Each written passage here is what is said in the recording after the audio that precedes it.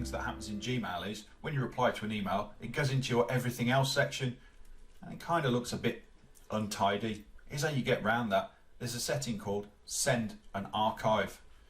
Here's an email saying it's sushi time. Well, it definitely is.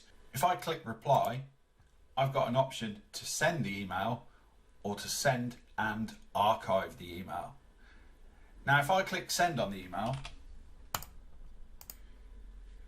you can see when I go back into my inbox, that is still going to stay here in everything else.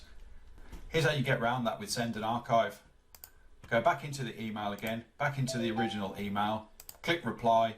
This time I'll type OK, send an archive.